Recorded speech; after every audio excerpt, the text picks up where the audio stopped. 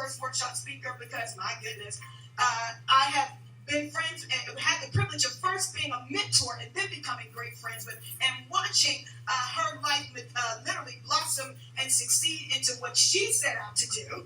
Okay, our very first speaker, Maude Mccullough, she has a master's in, I want to say clinical nursing. I want to make sure I get it right. Yes? Nursing education. I always want to put her in a different field, okay? She has a master's in nursing education. She's also a certified rehabilitation counselor. And so today she's going to bring you that collective experience. Over 25 years in nursing, 17 years in counseling. That collective experience is going to bring you a breadth of knowledge today about how to take care of your soul, because winning starts from the inside out. She's going to ask you some serious questions today, okay? Why do you choose this career path? I was intrigued with how spiritual health and healing could be combined with clinical and mental health. How many of you guys know that your soul and your spirit and your outcomes kind of all go together? Okay? It doesn't matter where you are. You can't ever separate those two. So she was curious in how to blend those together. Her drives and motives had to do with that. She wanted to see people operate in their right mindset and restored souls as intended by the maker of all souls. So you're going to get that today. Her goal is for you all to walk away with what? Okay, she wants you to walk away with tools that can help you build your soul and build your body in healthcare. She has an unusual, unique program that she's developing on how if you change some things in your soul, you can actually lose weight and change things in your body. How many guys can see that?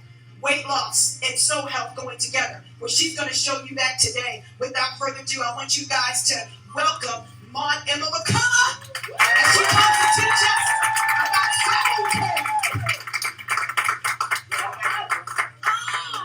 Yes. So I always make when we come to do something together, I always make a plug for Chief Talent, advising, coaching, and education, simply because before the beginning of the Master's in Nursing Education and going for clinical counseling, I obtained the services as I was training as a prophet through NEAR. And one of the first things I heard from Chief, because I wasn't trying to go back to school, I just wanted to do ministry, she says, well, you're going to get a degree in clinical mental health, and also you're doing something with nursing, go ahead and finish that. So over the years, when she speaks about someone stewarding a work through mentorship, she's done that. So over the last several years, she has helped me kind of work through some things to come to this point. Now we're looking at the vision of why it's so clear, because it's dealing with soul health. How many of you have heard of soul health? Some of you around the room, you're familiar with it, because we're really concerned about what happens to your soul will always impact your outcome. Your outcome in business, your outcome in your personal life, especially when you're dealing with interpersonal relationships. Huge, because how you see yourself is how you're going to work with others in the world, right? How you're going to run your business, how you're going to go start school again, or get a new degree, or transition and become all the things you wanted to be. And even personally, how do you communicate with people you haven't gotten along with in forever? But what you do in your soul will impact that. So today I have for you the soul health care, living the best you for business, because I'm dealing with business entrepreneurs and those who are trying to move up and be promoted in their businesses. And I wanted to bring something to you that deals with your soul, but really, when we talk about it, think about the success you're looking for in your business. All right, so first and foremost, I want to tell you, I'm part of a director of the Qualified Success Center. Many of you familiar with it.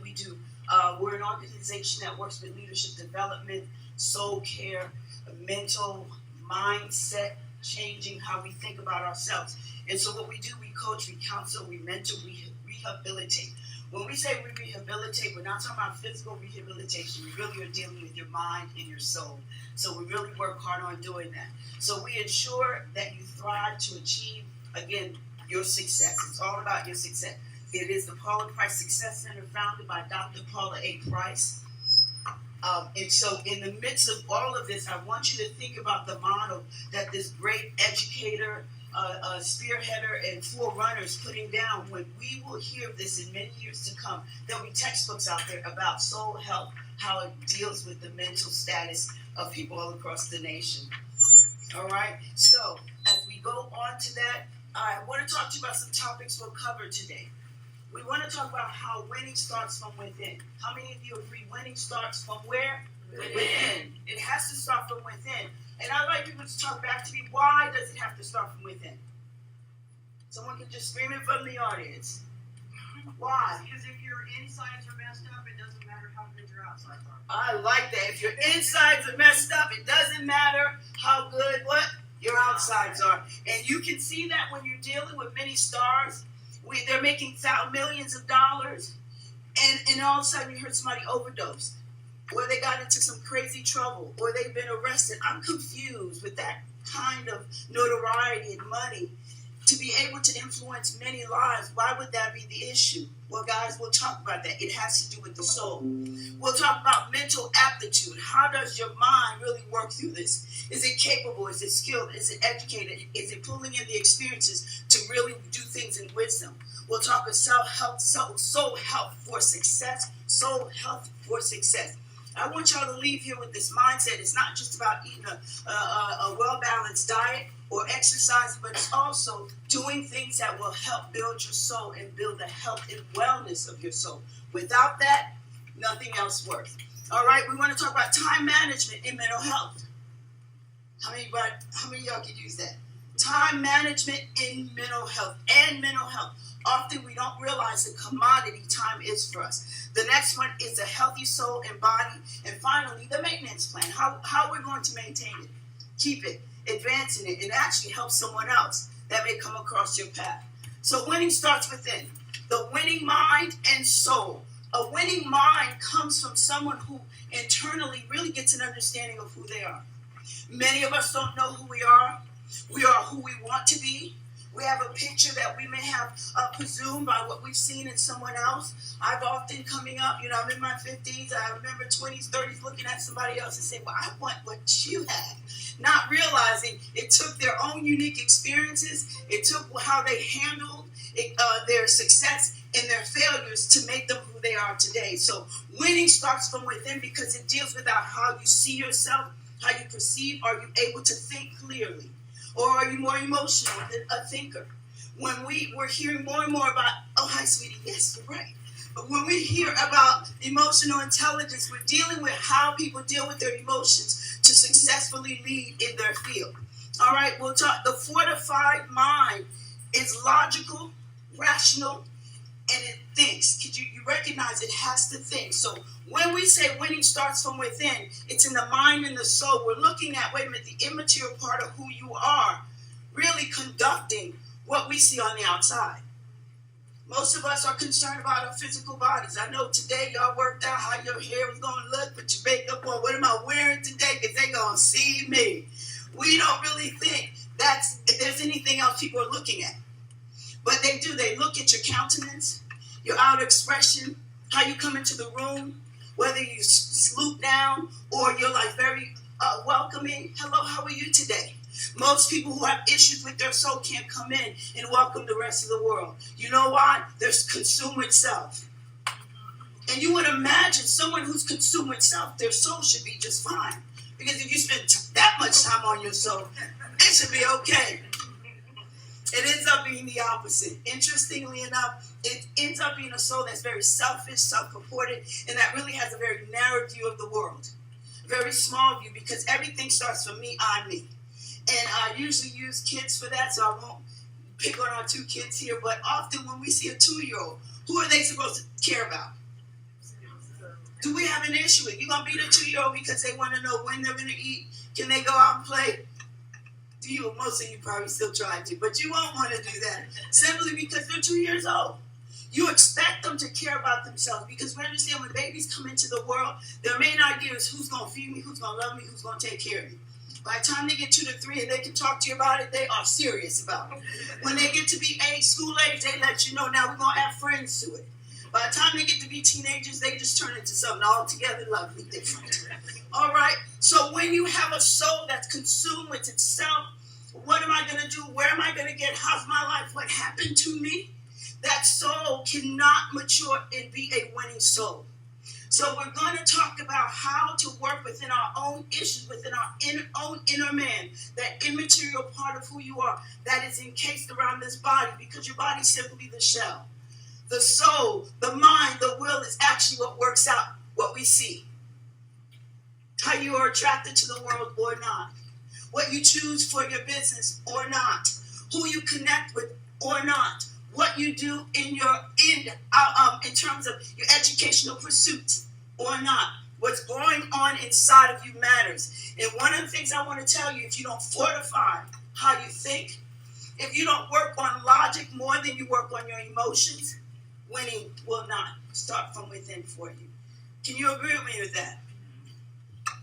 We also have to look at it, that mind has to be a mind that learns how to be rational. Yeah? Especially being a room full of women.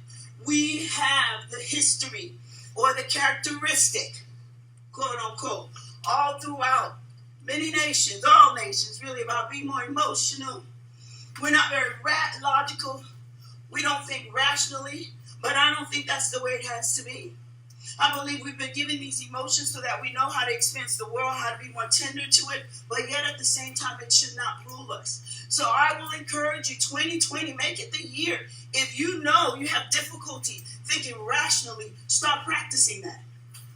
Work on some exercises on thinking about things that took place. You walked into a room and someone didn't look at you. You thought she may not like, look how she looked at me when she acted. Who is she? How dare she? And then you go tell somebody. And then everybody has an issue with the person. And that person wasn't even thinking about you. So in a situation like that, we want to be those that say, wait a minute. What was going on? Did I take the opportunity to even approach them, see how they are doing? And if I'm close enough to them, can I ask them what the issue was? So when you do that, what do you think that helps you to do? Break down walls. Break down walls. Think logically of what's going on. And I heard a third person. Clarify. That winning mind knows how to clarify. To make it make sense. Look at the facts of what they are instead of adding additions. And they say women, we tend to like to add things to it because we'll build a whole house out of one issue. All right, and then years later you're feuding with someone that liked you all along, but you just didn't know. Okay, so how are we going to do that? We're going to educate ourselves. So this year I want you to take time out to look up information to building confidence. Get our 3D book on distress and success that deals with your inner core traumas. How do we come away from that? What is your personal truth about who you are and who the world says you are? And what is the eternal truth of how you are made to be? Working on that. This will take work because many of us appreciate what we've become. And we have issues with our desire for how we're comforted by what we want. We're comforted by what we do. So you're going to be you're going to have to walk in honesty with that. Which means this here is going to be a great practice because most of us don't even know how to do that. Well, I'm like this because my mama and them. Oh, y'all know Hearing Mental Health Mondays with Maude, which is a broadcast I do Facebook Live. I get on it all the time. Mama and them. I'm like this at 55 because my mama did. Often will I say, Dr. Fern taught us that, say, okay, so when did you leave home? Person might say, because they couldn't stand their mama 16. Can we subtract 16 and 55? They give me the number. And I said, but you have been parenting yourself that long. So you the bad parent. All right? So along with that, you're going to need sufficient support and counsel. When we say that, one of the reasons I pointed Chief Tala out was when you have people that can come alongside, keep you accountable, firing out your thoughts with you when you have counsel and accountability. If you let them, because I have some clients that come, they want to be work with me, and then they say, I can't tell them what to do. You can't tell me how to do it. I expect you to be loving and kind to me when I come to you. You already have your idea what that looks like. Accountability is not always making you feel good about yourself. Okay, all right. So what we're going to do, we're going to work out coming out of the box.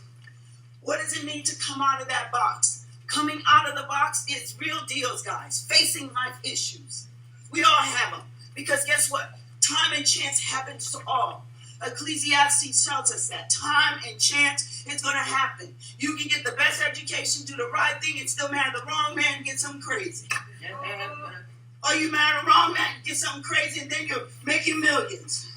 All right, so things happen. Or loss of loved ones. Issues with someone else. They happen to all. and working with what that looks like, because if not, they put you in a box of crises, anxiety, misunderstanding yourself, not knowing who you truly are, and they will fight your ability to be successful. All right, the next one is maneuvering the challenges of the unexpected. As chance in life happens to everyone, the unexpected will happen. What do you do with that? So you want to outline, well, what did I learn? What's going on? Am I going to talk to someone that I admire who's sound and I can trust their counsel? How do I deal with this situation and not think this is the end of my world? Many of us have had things that happen. We think, I'm just going to kill myself because there ain't no reason to live. And you've had someone come along and say, but if you do that, what happens to your future? So working through that. And these are things that take time because they take talking it out. And one of the famous things I love to tell people to do is journal. Get your paper notebook, loose leaf paper, someplace on your computer. Journal. Put bullets. What am I thinking? What does this mean to me? What are ways that I can use this challenge today for tomorrow? And how is it helping me become a solutionist for later? I can do this with you because I've walked through some things that I can make money off of it helping you. Some of y'all don't see it that way. You're so busy trying to still protect yourself, you can't figure what is needed for your soul, because the maker of your soul knows he needs it for something. All right? And then the last one, overcoming trauma and past experiences. I don't want to make light of any of these simply because you may need someone to help you walk through that. Sometimes when the trauma is so intense, we forget it. So it looks like. It's just hidden in your subconscious. It's hidden in your soul. And there are behaviors that you do and ways that your soul has protected you from that incident that you're living out of it, but you can't see. So you may need someone to help you do that, to access. And sometimes when counselors meet with you, it's not just to take you down memory lane and make you feel like you're forever inner healing and living in your past. It's to help you make sense of what took place as best as you can. Sometimes without an answer to why that person did what they did, because of the fact they made a choice that impacted your life. But what we do is look at the choice that you're making day to day to destroy you from something someone else did. And we help you make another decision, a decision of your will, a decision of your soul, so that your soul can look at protecting something else. Instead of protecting you from the pain, it's going to now protect the vision and the destiny on your life. Isn't that good? Oh, y'all know that this is awesome, because past experiences are what they are. And what you want to know about past experiences sounds real simple. They're what? Your past. They're where? In the past. And that, being able to push past that. You're not that 5-year-old. You're not that 10-year-old. You're not that 12-year-old. You're not that 30-something. Today, you're someone else. And that experience made you stronger. So coming out of the box will help you to do that. Managing stress, living with anxiety, and avoiding burnout. All of them. Interchangeable. Now, when you're dealing with stress, stress is just, hey, most of us live in it. Running here to and fro. You're trying to do what you do. That turn out the way you want. What? In a world that you're trying to get everything, that stress can seem overwhelming. And learning to use that stress to your advantage, and also learning what to do with you uniquely when you're stressed.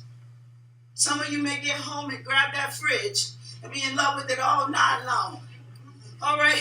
Someone else may grab some other guy or something and do the same thing all night long. I guarantee you both will destroy you in the end. So learning to manage your stress, knowing that you need times of reprieve, assessing yourself, but also not being someone that's afraid of stress. Limiting anxiety. Why would we limit anxiety?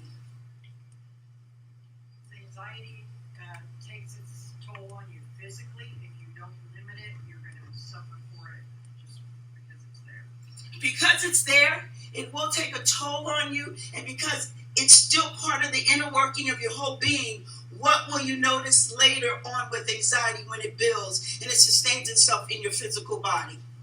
You have health problems. Health problems. You break your heart down. Your digestive system gets whacked. All of it. Reproductively, there are issues. Mentally, oh my gosh, you lose a few brain cells. All right? So we've got to work on that. And things like that we would talk about further. If some of you want to do a 15-minute session, we will talk a little bit about that. But you understand limiting it, pulling it back, thinking about it, assessing it, and then avoiding burnout. Burnout is the worst one because you just don't care about nothing no more. You so stressed you don't even want to be bothered. I ain't doing that. There's no way. Depression hits in. So things like that. Notice I said avoiding.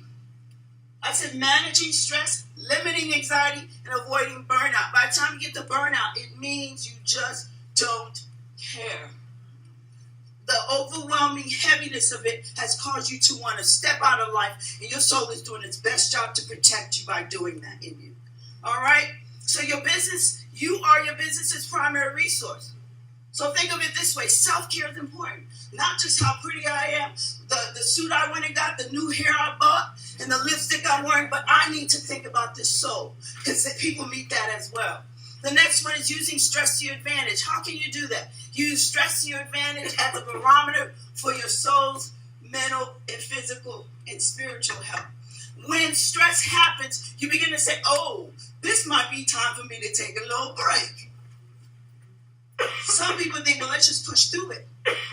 When you begin to learn who you are, you take stops and breaks to say, okay, what's going on? Remember, we're trying to get you to a point, a thinker, not just a doer, but a thinker. Even as a visionary, we can be more doers than thinkers. Stop and think about what's going on, because in stress, you can make the wrong business decision. I'll do your last best to build resilience in stress. Wow, what does that mean? The last time you went through something, you survived, you made it through. This time you're facing something else. I'll do that best. How? By letting yourself know you didn't die that last time. You don't want to do it again, but I didn't die.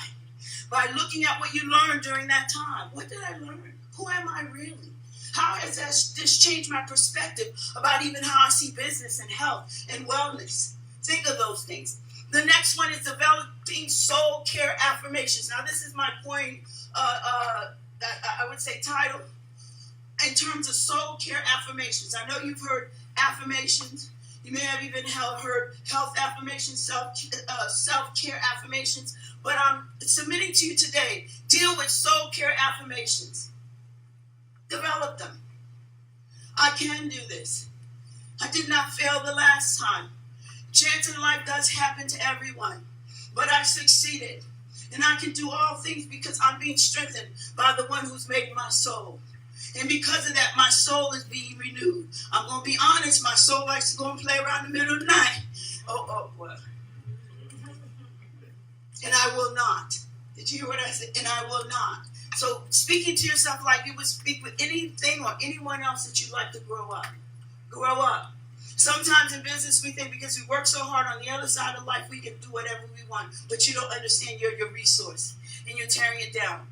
The next one, women have a hard time doing that. Become your best cheerleader. We have a hard time being confident.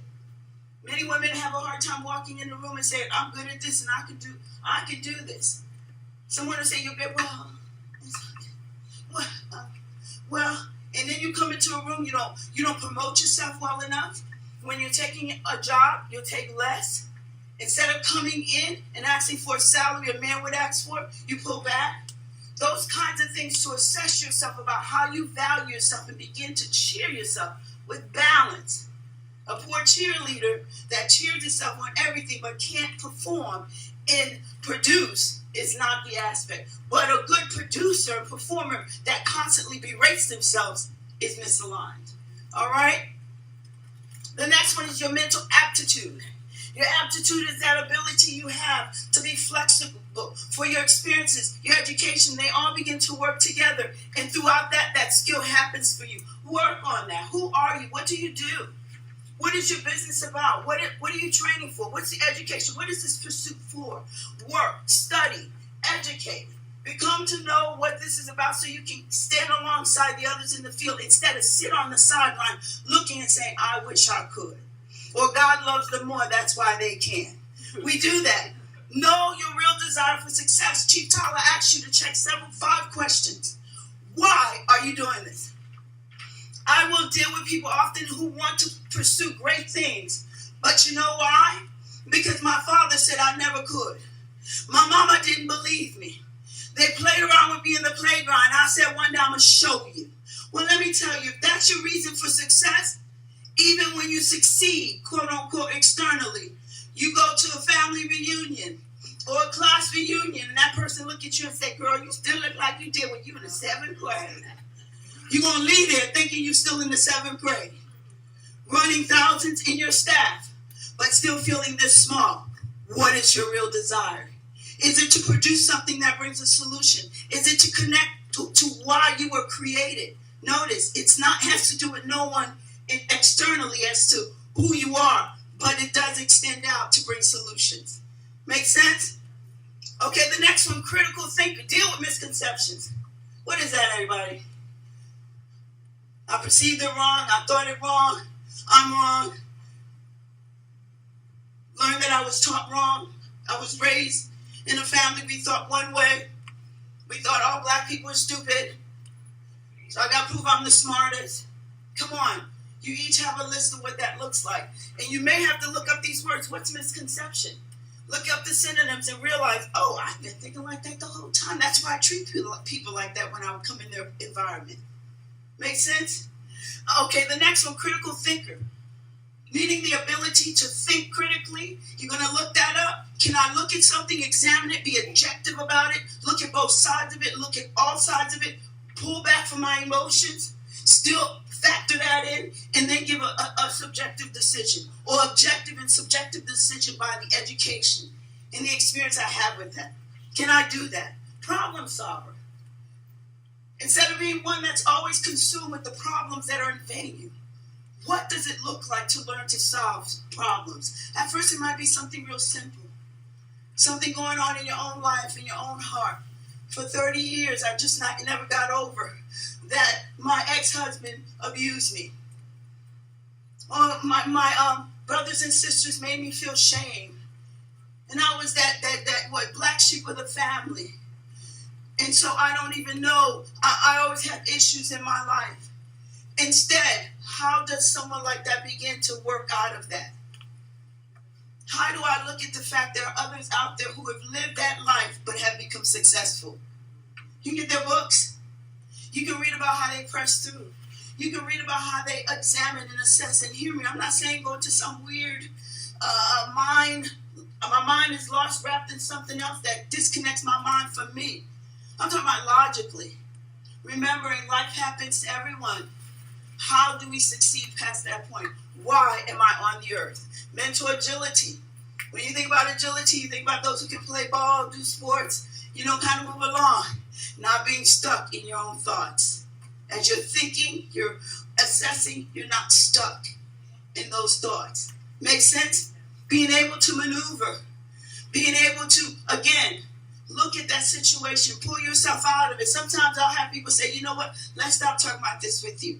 Tell me what you would do with someone who's that age going through that same thing, who had the same issue you're having now. What would you do? Do you realize people give great answers? I'm like, oh, that's great. And then they start to laugh. Why would they laugh? And you're paying me for it. Amen. All right. Healthy thinking versus thinking. Come on. We all can understand that means, right? What does it mean? My thinking is thinking because it starts looking like me. All right. People walk in the room, they're like, she's always frowning. What's her problem? You just never let it happen. And, everything is glass half empty instead of glass half full.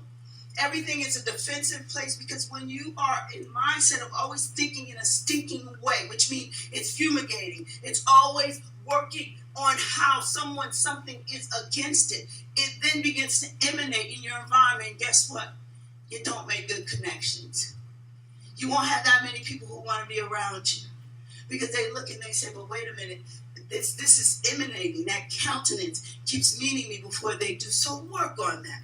You'll need someone like myself to help you, or a good friend that will keep you accountable, and not the one that say, girl, you right, you know how they is. And, that's not going to help you. If your high school friend changed their mind, they could be that one.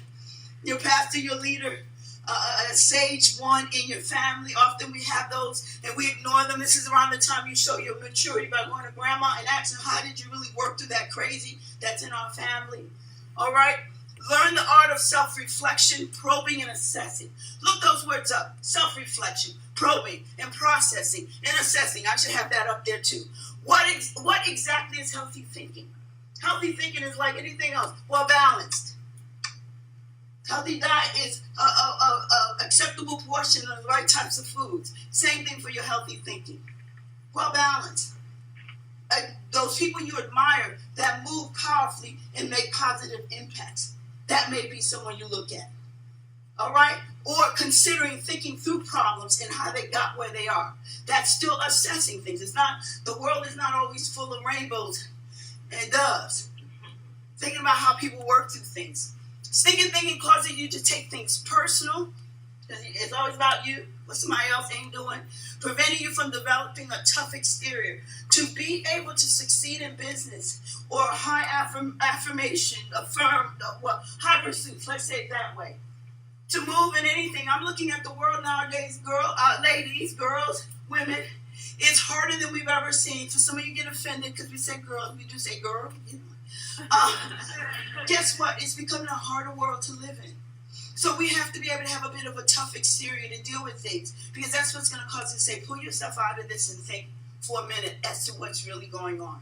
And that's when logic comes in. Rationality comes in. Its answers come in. Toxic thinking and toxic relationships, that could be all by itself, all right, will destroy the ability to develop healthy thinking habits. I want you to think about that. Toxic thinking, toxic relationships. 2020 has to be the year that you assess how much of toxic thinking do I have and how many toxic relationships do I have around me. Adjust it. Do a clean out. Like you clean your closet and your fridge, clean it up. What does that look like in a relationship? Well, toxicity builds up and begins to destroy that person. Think about relationships you have that build up and destroy you. Every time you walk away, you're worse than when you left off. This is the year. Take inventory of your thoughts. Build tools for practical goal setting through vision casting in anticipation. We love to cast vision, but did you anticipate some things that can go the other way? Use wisdom. Use wisdom when you're doing that. Take the inventory of your thoughts. What do I think on all the time? Well, the scripture says, whatever man thinketh, so is he what? Is he. What you're thinking is going to come out. Soul health for success. Soul health is imperative to success. An unhealthy soul will eventually sabotage your success. Good support system, build emotional stability. Good. Never isolate yourself. So get yourself around those who are going the same way, headed in a positive direction. Don't isolate. Join associations, groups, develop solid business friendships. Sometimes we have friends, high school, college friends, but we don't have business friendships. Or we just have church friends, but we don't build healthy business friendships. Do that. Respect other business professionals. Remember, what you reap is what you sow. What you sow is what you reap. What you reap is what you sow. Because often we look at the reaping. Well, I'm just getting this, I'm getting that. We'll go back to what did I sow. I did that purposely for you to see that. I will receive in my harvest time what I've sown. And you may have to go back and adjust that. Healthy hobbies counteract depression. You know it says they're healthy, right? Netflix for 24 hours is not healthy. I'm all for it. A couple hours, but get moving. Eating the fridge all weekend is not a healthy habit. Going over to baby and hanging out late at night, getting drunk, getting stupid, getting whatever, it's not a healthy habit. Stinking all day long and expecting someone to come and help you out is not a healthy habit. Time management and mental health. Be proactive, protective, and proactive with your soul time management. I said soul time management because we don't realize how much wasted time we do inside of our soul, thinking, musing, reworking things out over and over, and time has gone wasted from problem solving. Wasted time will always cause mental instability. Because you're going to think of that thing over and over and over. You be at work over and over. You still think about that thing that happened, and never really producing. Your time has a dollar value. Think about it. My time has a dollar value. 5, 6 hours in places that you ain't getting nothing done. Guess what? Time being wasted. Take leisure time, but do not use it as a drug. We talked about that. 24-hour Netflix every Saturday, it's not going to be it. That's a drug. That's a drug habit. That's a weekend drug habit. Okay? Use mental exercise that help build healthy brain cells. What is that? Read. Look up. My goodness, there's so many educational apps out there. Do things that are healthy for that mind. Take a break. You know what I tell people? Take a nap. How about that's good? Get some sleep. I know when I'm tired, the Lord be like, you just need to go take a nap. My kids will look and say, Mom, is it time for a nap? We don't give ourselves enough time to refuel, for our souls to deal with the day's happenings, because we don't sleep enough. Now, this is my last slide to deal with your healthy diet and physical exercise for your soul. What does that mean? That also means my mental stability is really based on what I put in my mouth. Many of us eat horribly. We rush and we rip, we run, we eat whatever. McDonald's has seen you for about $50 this weekend. You could have gone to the health food or the food market and gotten some really great things for 2025. And yet you're helping your mental stability. Why? The minerals, the vitamins, the nutrition. And we have someone today that will speak to you more about that. But the nutrition, the B12, women, how much we're missing those resources. The iron. That monthly thing that takes place for many of us depletes our iron, and then you can't think straight. Your brain is foggy. Magnesium. I'm saying some things that's going to help you. A well-balanced diet. If you want to know what that looks like, just get on plate.gov. You know, everything is on the internet. Google has a brain, so just look for it. And I'll say, okay, eat this more green. The more green, the better it is. And then add that lean meat. And then that fruit and that vegetable. That doesn't mean you can't have an occasional so-and-so, but if that's your main diet, you can't think, I'm always tired, my joints hurt, my stomach's always a mess, I can't get a thought in. Think about what you're eating and drinking. Those big gulps from QT, 99 cents. I get the 50-ounce one. I'm going to get there. And then you're getting it every day, don't realize. I had to deal with myself last year with sugar. I said, for years, I'm like, I'll get to it this year. I had to do it. And I realized, wow, what? I can do more than look out, amen. So it's really good for you to think about that. So this year, when you're filling your plate, when you're eating out, think about these things. What makes sense? And then some of you go for a walk. Go for a walk. Some of us are great at that. Some of you have memberships at gyms that ain't never seen you. I remember having one for 3 years. I didn't make it to that $10 a month. It was still $10 a month. I said, well, I'll do $10 in case I don't make it. Some of y'all have said that. It won't be that much money, but get there. Get on that treadmill. Get on the elliptical. Push on your body to release some endorphins. It's going to make you so much better, so much more creative. In that love, the depression, the heaviness won't hit you. Develop proper soul habits. Manage your weight loss. Simple walking, 30 minutes, 4 to 5 times a day is going to keep your weight at maintenance. If you want to lose it, every day. And you're going to think better. You can use that time to think clearly. Practice mental exercises. Practice talking to the maker of your soul. And say, where have I been? What we doing? How's it going? Go for a walk with a loved one that you don't connect with or a friend. Build those habits. Exercise. I would also say for those of you who do exercise, put some weightlifting in there. Build some muscle that keeps that body moving and supple and actually be able to handle some things. Remember, everything starts from within, but it's going to be expressed on the outside. And some of what I spoke to you today will help you with your heart health, your mind health, your gut health, your reproductive health. There are many women you're finding who can't have babies because much of what's going on within that soul, the soul trauma, will hold on to you to the degree it will not allow success to come out of your day-to-day actions and reactions. All right? That is all I have for you guys today. All right? I'm going to remind you ways to reach out. More resources to the Polar Press Success Center. You can catch my broadcast on Mental Health Mondays with Maude Facebook Live. And I have a new book coming out for this year called Soul Weight Loss Plan. So check out our table for the Polar Press Success Center in the back. That's right. Come on.